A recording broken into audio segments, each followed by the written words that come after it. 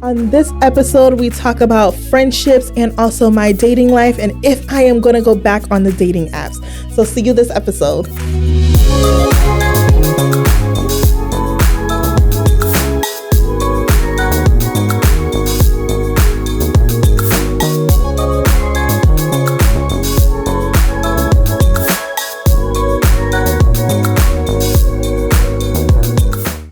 Hey guys, welcome back to another episode of Good Luck Sis. I'm your host, Thati J. And I'm your host, Ellie. And today, as you can see, we are in our pajamas. We are in our comfy clothes.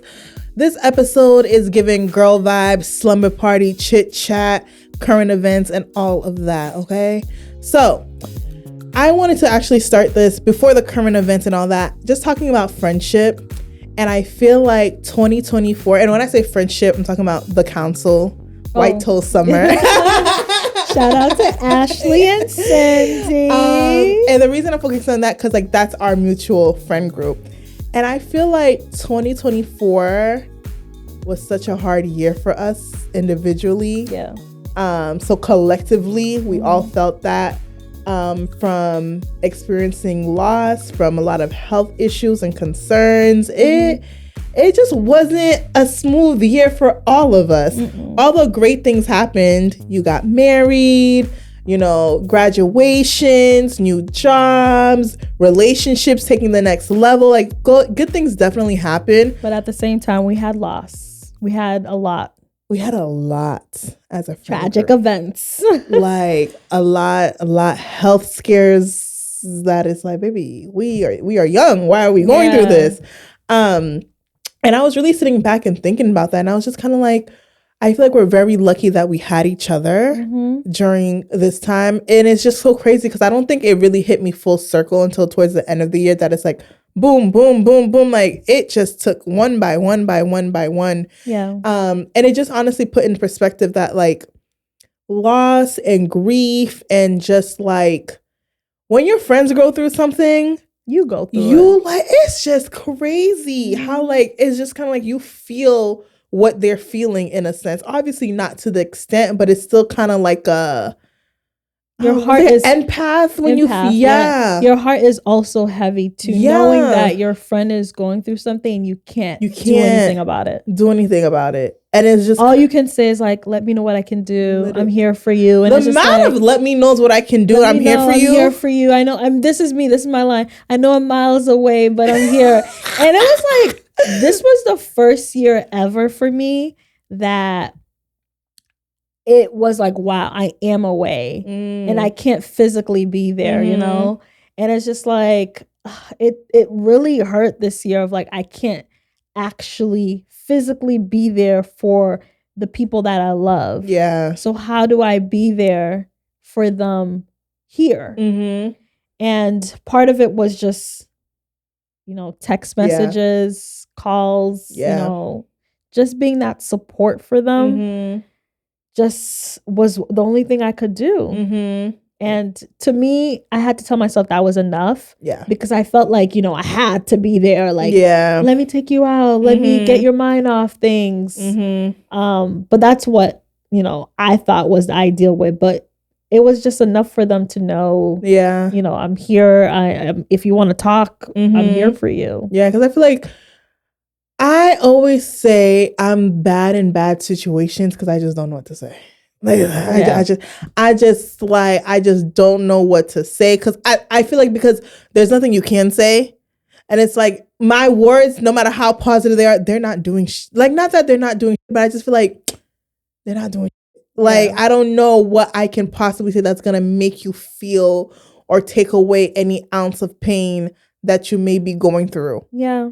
It's not to make yourself, I think part of it is also to make yourself feel better, but it's just more of like at the moment, this is what you could possibly say to make that person feel better. It's just like, let me know what I can do. That's the most you can say. That's literally how you can show up. It's not like trying to make yourself feel better at the moment.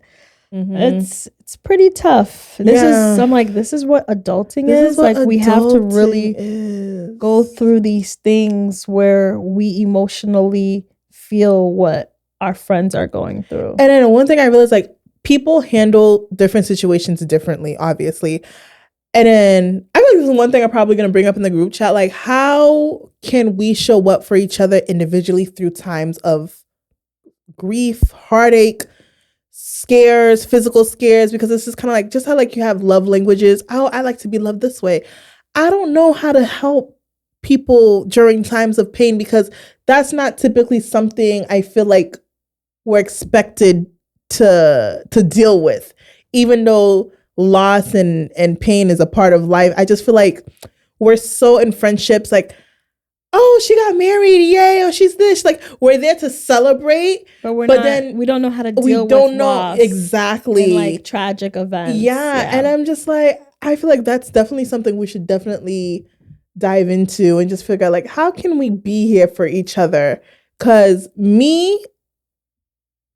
it was the checking in, how are you feeling? Like that, those things definitely did help, because like, okay, someone cares. Yeah. But for other people, it may not be that way. Yeah. Other people may need that solitude and time alone. And it's just kind of like also learning how to do that without acting like you don't care. Mm-hmm. I feel like this year really just taught me a lot about like friendship and just like what it really actually means to be a friend. Yeah. I feel like when you're young, typically you don't go through the hard times, because of what hard times when you're young. It's when you get older and you're just like, and I'm just like, oh my God, in like 10 to 15 years, it's gonna be going to parents' funerals.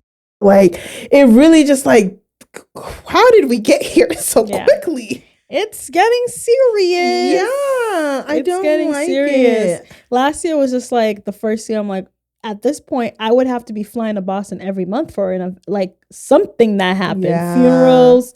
And it's just like, that's not what I was expecting. I want to go to Boston for weddings, baby showers, like not for like sad news of comfort. Like, I need to go comfort my friends. And I'm like, this is what it's going to be. Like, I mentally am not ready for that. It's like every month somebody else is going through something where you have to check it. Hey, how you doing? Just want to check in to see how you're doing mentally. And it's just like, bruh. And this is why I feel like, so we're in the process now of planning our 2025 trip. And I feel like that's so important, because like the last trip we went on, the four of us, was St. Martin. That was about 2 years ago. Yeah.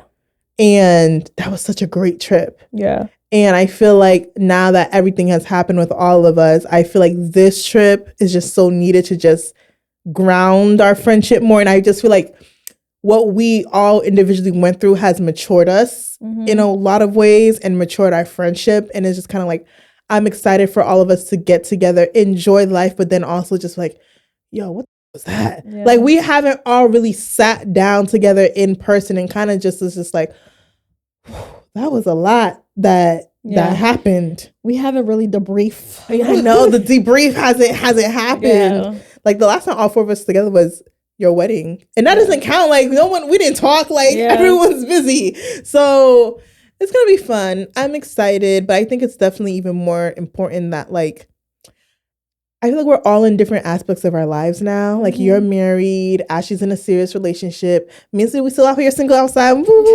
you know. But it's like your careers, and our careers too, and we're all in different stages. And I think just in friendship in general, like, it can get really hard to still stay connected.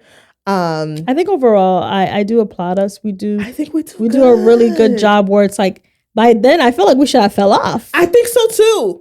I think we've like, and of course, like, you are the piece that introduced me to Cindy and Ashley, but I can still, you have your own. Yeah. I can still talk to Cindy and Ashley without you here. Like, still check in. Like, if I went to Boston and Tati can't come to hang out, I would still hang out with them, right? So I think that's really good. I think that's really good. And I'm happy that, like, you know, friendships develop over time, right? I always say Cindy and Ashley were my last friendships. I haven't made new friends ever since. Okay, I don't got time.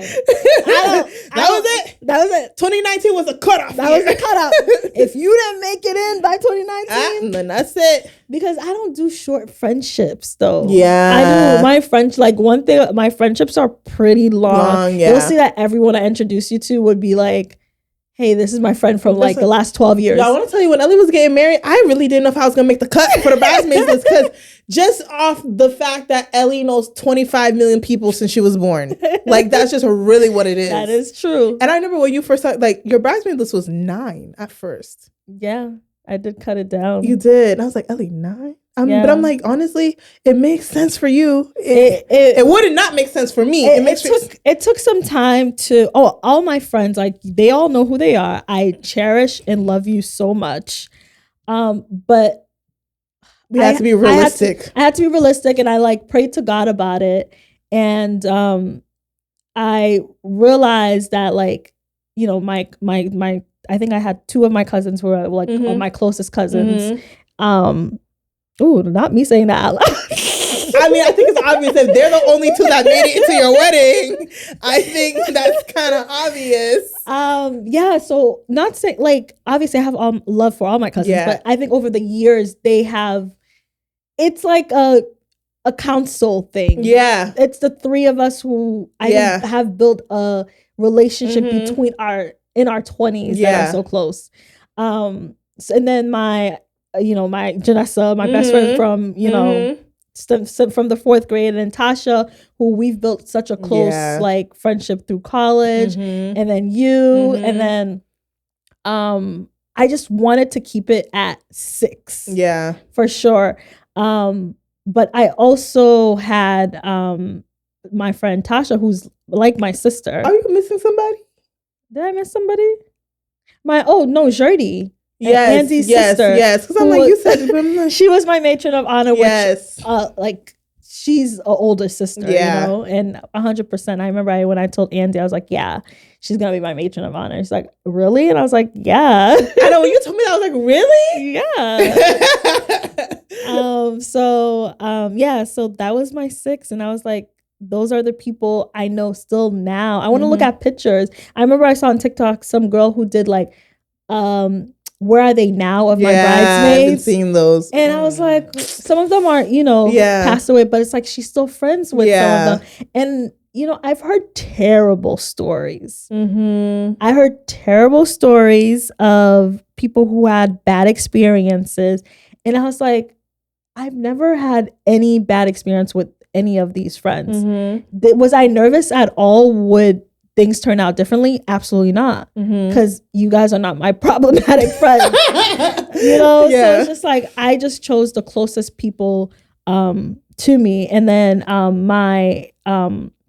I chose my friend Tasha, who's like a sister to me, who did like the welcome and did also our unity ceremony. Like, she was part of the ceremony, because honestly, I would have picked her to do the whole wedding. She don't know that. She was watching. That was if I could, religious purposes, she could. I could have a boycott, but I would have loved if she had done, my wedding. But I wanted her to be part of the ceremony too. So yeah, like, those were like my core people who were in my ceremony, and that doesn't mean none of my other friendships are not. It's just more of like, these are the people over the years that stood with me and are still standing with me, and it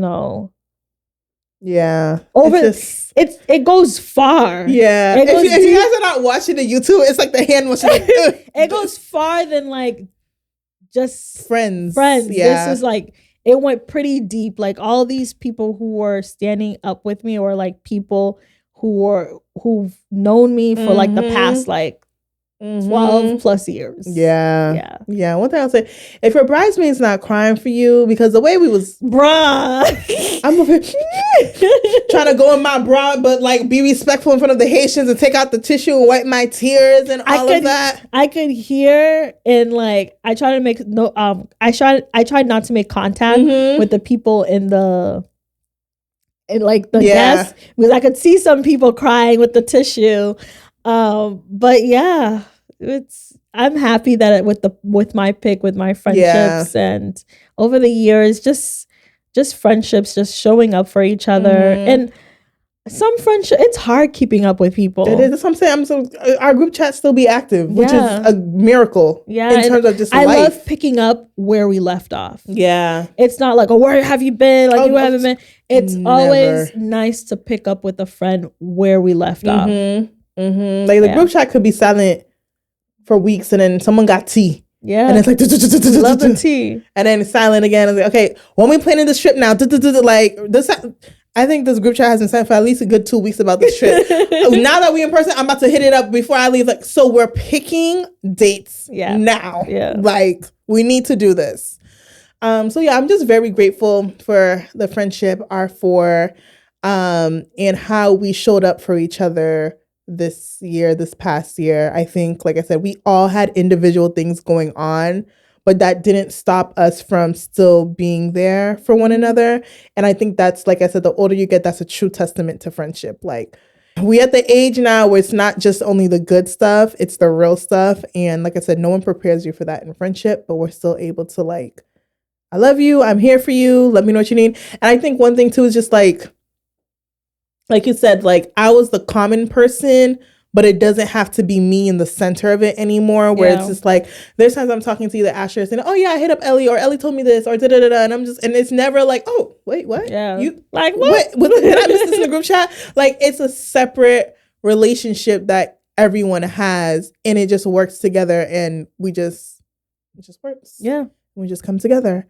And I can't wait until we go to when I say I can't wait. Yeah. I can't wait. It's given, I was thinking about the other day, first responders. Yeah. Oh my gosh. Shout out to Caravana. Good times when life was just as simple as it could be. So simple. But it's not like that anymore. It's not like that anymore, which is why, like I said, friendships are more important than ever, especially being an only child. For me and Ellie, is just like, no, friendships are important. I feel like most only childs I know really have like long-term like friendships. Yeah. They do pretty well with friendships. I think so. And I'm just like, also like, the older I get, I don't think I was meant to have a sibling. Yeah. Because everyone's always looking at me with pity, like, are you okay? I'm like, I'm fine. And I'm like, I'm fine. The only aspect now that I hate is like, it's just you. It's with your parents, it's just you. It's a responsibility. Yeah. But other than that, I think siblings have such a unique like love where they can really piss each other off and say whatever they want and then they'll be fine.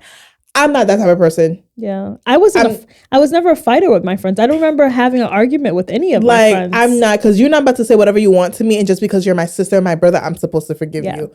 I don't go by that. So then when I have my kids of my own and I see them fight, it's going to be a problem because treat each other with respect, please. And that's why I treat my friendships, my friends with respect. Like, if you don't come at me like that, like most of like people that I've had disagreements with, I don't count them as my close friends. Like, but I think disagreements is healthy. Disagreements is fine, but it's the how you handle it. It's how you handle it, and it's a constant fights. Yeah, I don't like that.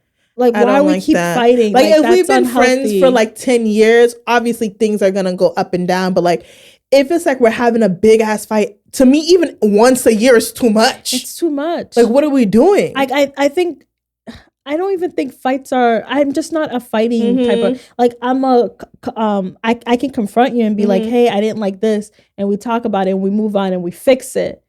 But then you do it again. Yeah. Then we're not friends. Yeah. And some people will be like, oh no, that's messed up. No, you're grown. You are aware. It's like, I would accept that from my man. Why am I accepting it from you? And vice versa. Like, I can't do it. Yeah. I can't do it. You know, it's so funny that you said you wouldn't accept that from your man, because the situation we were talking about yesterday where I had to cut somebody off, I literally was like, what helped me make that decision is just like, if I didn't know you and say like the characteristics that you're possessing now that I don't like, I met in someone I went on a date with, would I go on a second date with them? No. So why do I have to accept this for you just because we know each other for this amount of time? And this is when like people are like, oh, then this person hurt me so much and I didn't see this coming. There were signs way before. Like, you can cut people off. Yeah. It's okay. Like, you can put boundaries. Yep. Like, that person can still be your friend, but they don't have to be your closest friend. If you guys are arguing 24/7, there's disagreements 24/7. That is just, imagine being in a relationship and you having fights and disagreements 24/7. We're not doing that. We're not doing that. Like, it gotta be easy for me. Like, because I don't have the capacity. Like, I have the capacity to pour into healthy friendships, not meaning that we're not going to have disagreements, but overall a healthy friendship. Anything other than that, I'm back in time. I don't have time. I don't want to have to engage. Like, friendships are work, but it shouldn't be like exhausting. Yeah, and especially friend group, like we'll never be like, oh, Cindy said this to me, Tati. Now you're trying to pair us back together. I can't do friend groups. But one thing about me, because I'm the common denominator, like if Ellie has an announcement, I'm gonna know first, most likely. Yeah. And then Ellie announces it, and then they're like, "Did Tati know?" I was like, "Yeah," but it's like because I'm not gonna say anything. Right. Like that's one thing. Like you tell me something until you're ready to tell the group. It's a vault right here. Like I'm not getting in the middle in terms of if it was something negative, which we've never had. But even then, like I'm not the middleman within the group. Yeah. Like everyone is going to say what they need to say to some person directly. Yeah, for sure. Well, that was our little spiel on friendship. Shout out Ashley, Cindy, love you guys. Y'all gonna be getting texts. Well, this coming out after I text you, but can't wait for our trip. Another thing I wanted to talk about. So Ellie had a dream about me. Ellie had a dream about me, and I'm not gonna say my dream because I don't want people in the comments like, yeah. I'm not gonna say my because I had a dream about her. Yeah. But we ain't talking about. We're not talking about that. Ellie had a dream about me that I met my man on Bumble, and my man is African. He is specifically Nigerian.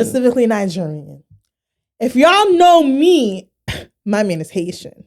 But I always did say, if my man's not Haitian, he's going to be from the motherland.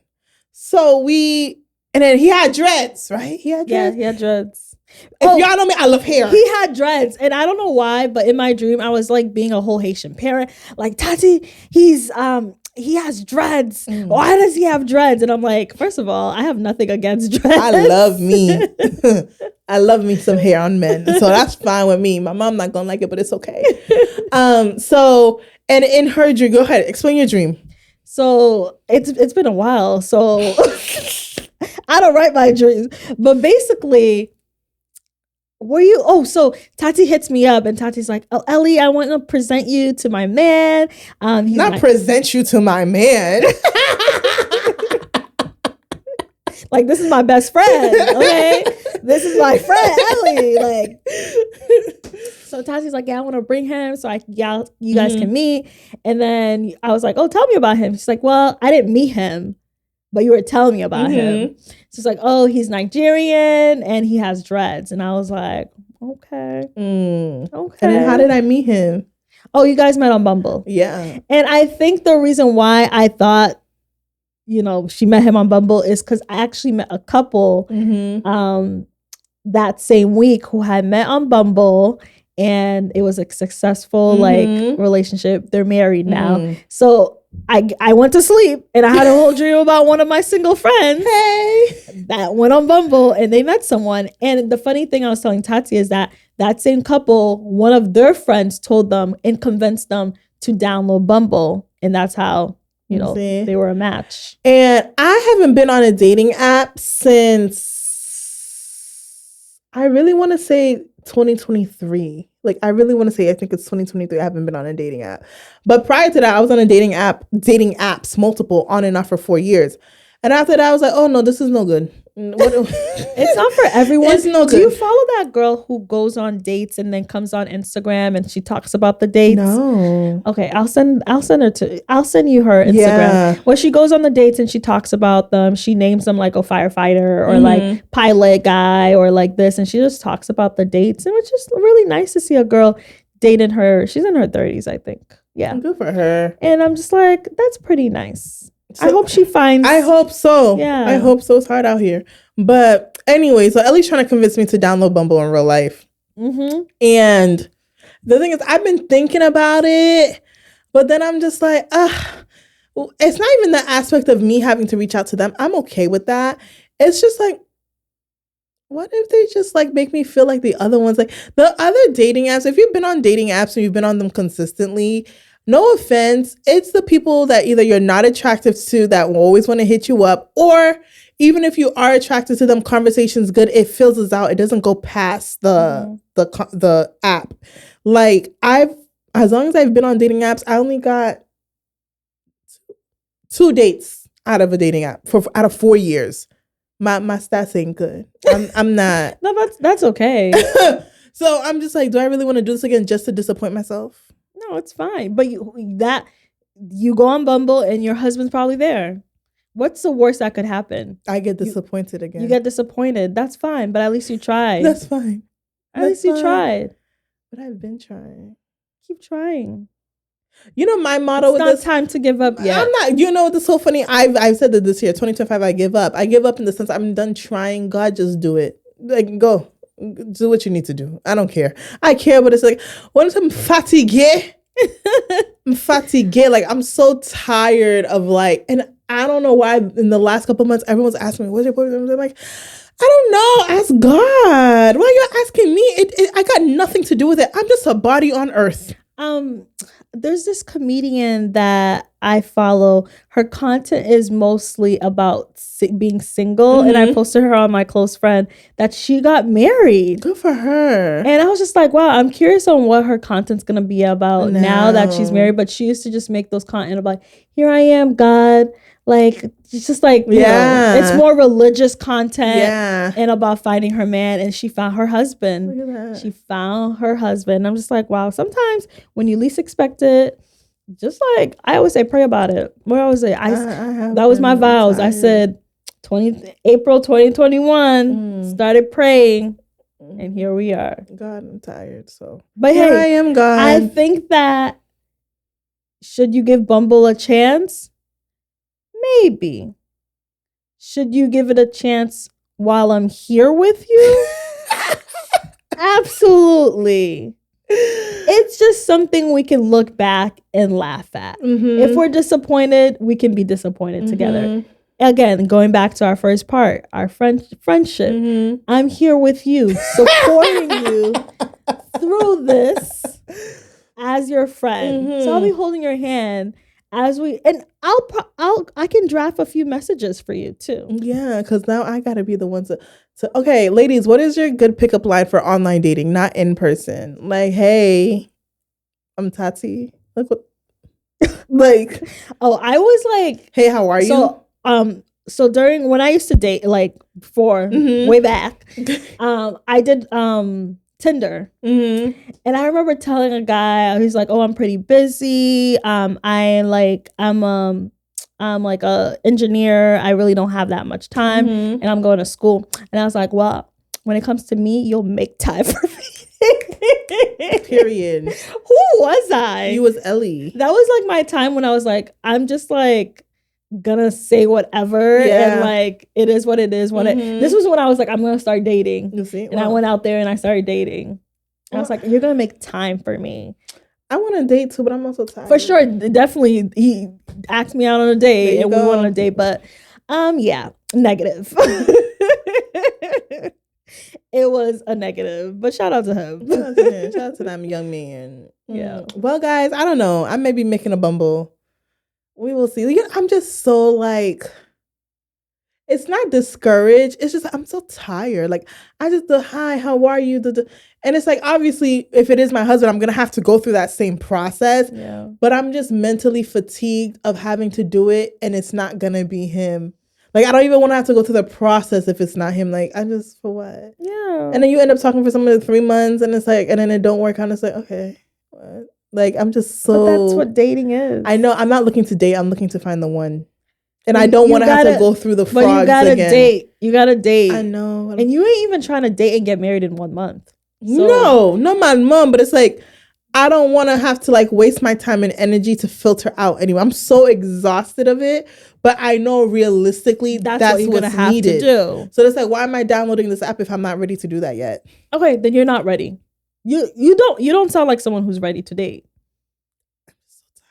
Okay, so I need to pray about it. Yeah, definitely pray about it. Pray about it. I think you need to go to God and pray about it. Ask God to prepare you. Yeah. To start dating. Yeah. And be open. Like God, just have him walk up to me. That's it. Yeah. And introduce himself. He's listening. That's exactly what might happen. I don't want to have to. Downloading an app and all that is not going out of your way, but I don't like. That's a lot of effort. That's a lot of. a lot of time. You know, he who finds a good wife. I'm trying to be found. I'm tired of trying to find, you know. I'm a Ruth, not a Boaz. Like, in terms, I'm a woman, not a man. Like, yeah, come after me.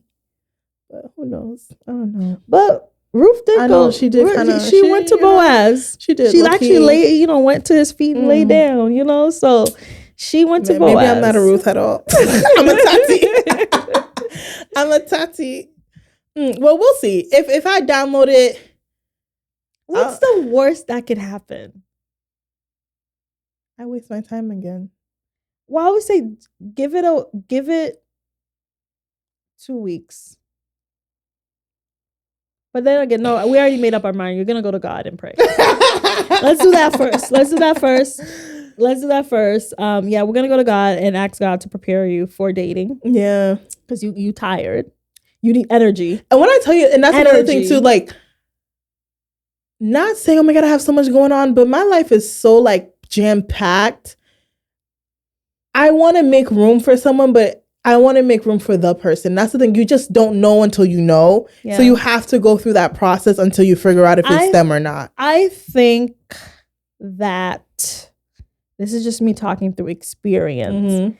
I think that it's not hard to know who's the one. Mm-hmm. Our issue is not dropping people who are not the ones early enough. Mm-hmm. And that, I'm not saying dropping like, oh, we can't be friends, but like, hey, being honest, like, I don't think this is going where it should go. I think like we can be friends. Keep it clean. That person could be your best friend. Y'all still going out to eat. You know, let's leave it as it is. But we drag it for so long just because we want companion and we want that connection. Yeah. And it's just like, honey, you just wasted 3 months where you could have already been focusing on yourself and preparing yourself to find the next person who possibly could be your man. Yeah. So I think it's always important for you when you start being realistic on who you actually want. Yeah. Not even obviously physical. We want a person that's handsome, but it's actually what energy that person brings. Yeah. Like 100%. I wanted a man who's like consistent, right? So someone who like texts me, call me, you know, and my husband did that, right? But if you know my husband, he's the worst texter as I look over. Worst. And still the other day I was looking at his phone and he does a thing where like a day he like goes back and responds to a few people. What are you doing, babe? Oh, I'm just responding to people. Like, and he responds back. And I thought back, I'm like, how did you make it in our relationship? Like, you actually never skipped a beat in texting me. Because if he wanted to, he would. And he never missed a beat. So a lot of time girls are like, oh, he's not putting in the effort. He's not calling me. Bye. First of all, not just bye. Address it. Yeah. We're adults. Let's have that conversation. Hey, in a relationship, I expect this and this and that, right? I don't know if you're able to provide me with that. Hear him out, see what he says, and see how he moves after, right? Yeah. If he's not calling you that whole day, I personally think that when you're talking to someone and you really care about someone, you want to hear how they're doing. Even if like they're busy, like they're like really busy with work, they can at least tell you like, hey, it's been a busy day. You're not gonna hear from me because I'm gonna be doing this and this, but I'm here and I hope you have a good day. Yeah.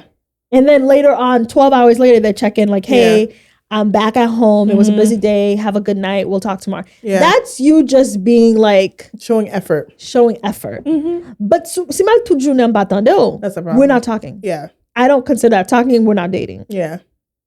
Because within those time frames, something could have happened. You don't care about me. Yeah. They were so dramatic. Something could have been dead and you wouldn't know. Even though I wouldn't be able to text you back regardless, but... And that's part of like, for me, that was important. So I think it's just like knowing what's important for you when you start talking to, like if dates are important to you and homeboy still hasn't asked you on a date, good, bring it up. Goodbye. It's like, I think I tolerated a lot of things and it dragged and it was just like, I knew these people weren't what I wanted, but I kept dragging it. Just to do it. Just to have placeholders. Just to have placeholders. So it's just like, don't waste your time now if you know you're not ready, and know who's wasting your time. Yeah. So you don't feel like you're wasting your own time. Yeah. That's really. Well, guys, I'm gonna keep y'all updated on this Bumble journey. But that was it for our episode. A little bit of this, a little bit of that. Friendship, dating, a little vibes. That's what you see. You ask these men, what are we doing? We just vibing. No, a little vibe. I'm trying to get married. Stop. Anyways, guys, thank you so much for tuning in to another episode of Good Luck Sis. I hope you enjoyed it. If you guys got dating app like either horror stories or like y'all actually did it, y'all still together, please let us know in the comments. Give me a little hope if you would like. A little motivation. But anyway, guys, thank you so much, and we'll see you in the next episode. Bye.